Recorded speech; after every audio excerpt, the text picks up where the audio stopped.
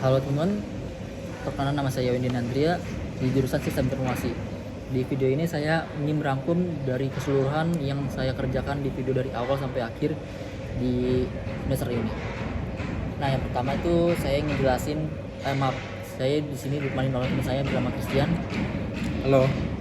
Nah, di video ini gue akan ngejelasin nih dari materi gue selama semester ini loh, Chris. Nah, yang pertama itu sejarah Pangeran Siddhartha nih. Sejarah Pangeran Siddhartha ini kan lahir di Lumbini di sekitar abad 623 sebelum Masehi. Nah, ia merelakan kehidupan mewahnya untuk mencari pencerahan setelah menyaksikan penderitaan manusia seperti tua, yaitu sakit dan mati lah. Dan juga ini menjadi awal ajaran agama Buddha yang mengajarkan pembebasan dari penderitaan. Nah, yang kedua itu konsep Tuhan dan ketuhanan dalam Buddha. Di materi ini Buddha itu nggak hanya mengenal Tuhan sebagai penciptanya, tetapi kayak apa ya, kalau di agama lain kan tuh orang bilang Tuhan, tapi kalau di konsep Tuhan ini di dalam Buddha itu bisa bilang tuh nibbana, yang bisa bilang tuh keadaan tanpa kelahiran atau tanpa kondisi mutlak dan tidak dapat dijelaskan dengan kata-kata biasa. Lalu di selanjutnya itu konsep manusia pancakada. Di materi ketiga ini, manusia itu menurut Buddha itu bisa bilang itu perpaduan 5 kelompok kehidupan. Jadi mana itu ada pancakada, yang itu rupa, dan rupa itu bentuk fisik maksudnya itu, dan wedana itu bahasa Indonesianya perasaan, dan sana itu persepsi, dan sakara ini informasi mental, dan wina itu kesadaran dan tidak ada diri yang tetap, melainkan kumpulan proses yang terus berubah. Nah, di materi keempat ini konsep keluarga, komunitas, dan masyarakat. Nah, keharmonisan itu kan bisa bilang tuh keluarga itu terdiri dari banyak, dari kebahagiaan, kesedihan, dan hal lainnya lah. Dan juga tuh kan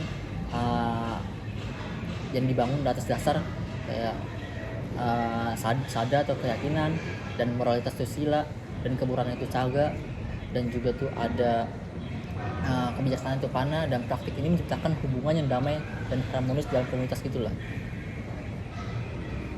Nah, pelestarian ini yang kelima tuh pelestarian fauna.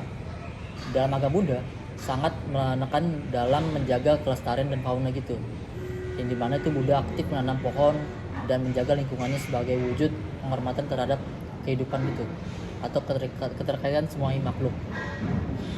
Dan keenam itu ada revaluasi pandangan budaya. Dan di agama Buddha ini mengajarkan untuk meluruskan pandangan dan menyesuaikan tradisi Buddha agar selaras dengan menilai-nilai universal seperti kasih, sayang, dan kebijaksanaan tanpa melanggar hal-hal yang dapat menimbulkan penderitaan. Yang ketujuh, seperti yang di materi sebelumnya itu bioetika dan ehipasiko. Yang dimana itu dalam bioetika, Buddha ini menekankan dalam penghormatan terhadap kehidupan yang prinsip ehipasiko. Ajaran ini harus diuji dan dibuktikan sendiri kebenarannya, karena ini mendorong dan bersikap kritis gitulah, dan bertanggung jawab dalam pengambilan keputusan etis.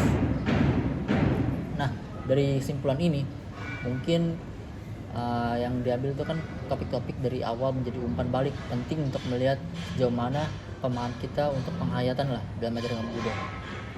Nah, dari yang gue jelas ini dari materi awal ke akhir, kalau ada pertanyaan? Tadi sebenarnya udah dijelasin sih, tapi mau jawaban lebih gampang. Tadi sempat dibahas Pangeran Siddhartha meninggalkan istana, meninggalkan kehidupan mewahnya. Itu boleh dijelasin lagi kenapa? Untuk alasan apa? Oke, pertanyaan bagus bisa bilang ya. Pangeran Siddhartha meninggalkan istana untuk mencari jawaban atas penderitaan manusia yang mencapai untuk mencari jawaban atas penderitaan manusia dan mencapai pencerahan gitulah, bisa bilang. Sama tadi ada satu kosakata yang asing dan baru didengar. Kalau nggak salah itu namanya nibbana. Iya. Jadi apa itu nibbana dalam ajaran Buddha? Oke, pertanyaan bagus sih.